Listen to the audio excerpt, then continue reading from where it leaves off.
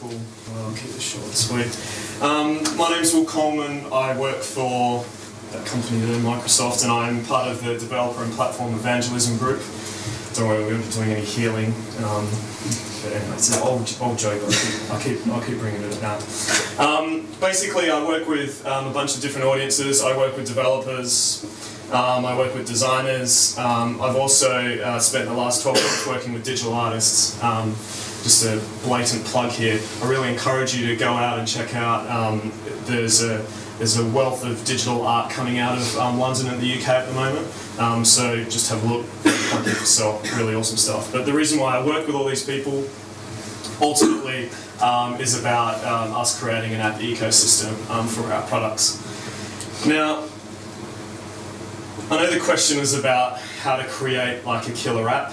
Also, I'll be really upfront. If I really knew how to do this, I'd be out there doing it myself and blowing money and all that kind of stuff. But what I think it's actually about is actually creating a killer experience, or even just creating an authentic experience. Too often, you know, I'll work with companies or individuals, developers, designers, whoever, and everybody's thinking very much now in silos. Like, how do I create a phone app? How do I create a Slate app? How do I create a web app? And what's actually happening is all of these things are kind of emerging into one. We're in a bit of a post-digital world. I think apps right now is where the web was back in 2000. A lot of people are going, I need an app, but no freaking idea why they need one, right? It's just all a bit history repeating itself. But what's more exciting, I guess what's more interesting though, is that there's a generation of people emerging that actually have a world where technology is starting to serve them, which is really fantastic, right? There was an age beforehand of kids who are growing up with the internet constantly on, not having to deal with dial-up and broadband, now slow broadband and all that kind of stuff. There's children out there and young adults that just expect it to serve them, and so this is the kind of the generation that I think is going to be the most exciting and where people can create amazing experiences for, because like an example is a guy at our work who's got obviously Kinect set up with his Xbox, and Kinect's got voice commands, Xbox Play, all that kind of stuff.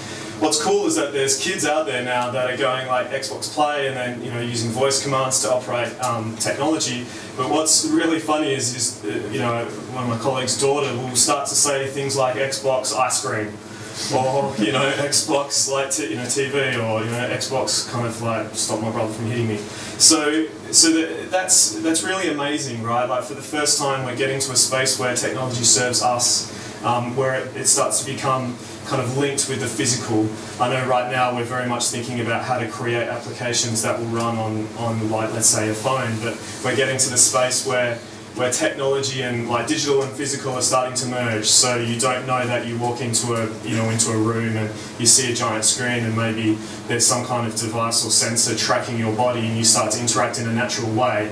It's becoming really, I think, really interesting, and I think these types of new technologies, I guess like Kinect and other kind of sensor stuff out there, but ultimately natural user interfaces, right, like touch and motion is just another one. That is enabling a whole new wealth of experiences that you can create. If we, let's say, work with a brand right now, we're getting them not to think about necessarily an application that will work on the web or an application that will work on a mobile device. It needs to be an experience that goes cross-platform. I talk about a younger generation, but people are starting to and getting to a point where they expect to have an experience with that brand in multiple formats in different contexts, and actually that experience should suit the context that they're in. There's an idea that we used to have games, let's say, on the console on a massive screen, and then we shrunk them down to a really tiny screen, but we still kept the game the same. That's kind of nuts, because that's not really what that form factor is about, right? You should be creating experiences that suit the context of which they're being used in. So I think we'll start to see, and I think where the killer stuff will come out, to use that kind of phrase, is applications that, and ultimately experiences that change based on where the user's at. what devices they're currently working at and kind of what mood they're in. So from a gaming perspective, I think you're starting to see things like companion experiences. So the idea that you can be, let's say, playing a racing game on the couch, sitting there with a controller, and your mate, rather than actually racing against you, can sit there with a phone and act like your pit crew and give you updates. And so I think that's really where the things are going. And ultimately, though, what I think we all should start doing is get to a point where, especially around mobile, where we bring the humanity back in experiences, like and in the apps that we create. It's really sad seeing a bunch of people sitting together looking at their phone when they should be talking. Like, I think if you're going to do anything, and if you're going to create an app experience, then bring the humanity back, right? Like, if it's a travel app, I should look at it quickly and then get on with travelling, not sitting there walking around in the street trying to figure out like where I'm at and what directions I should go. You know, we need to get back into that space, because the slides are a bit messed up here. But ultimately, you know, people want to create, they want to connect, they want to play with each other. It sounds a bit weird, doesn't it? But we enjoy a sense of play. And just on that note, it's really interesting if you're creating a really corporate type of experience of application. It's nice to just put some play aspects in there, right? Because everybody enjoys playing. And so where we've seen that, you know, someone's creating a line of business app and leans in a couple of cookies to, you know, make people laugh. I think that's really something.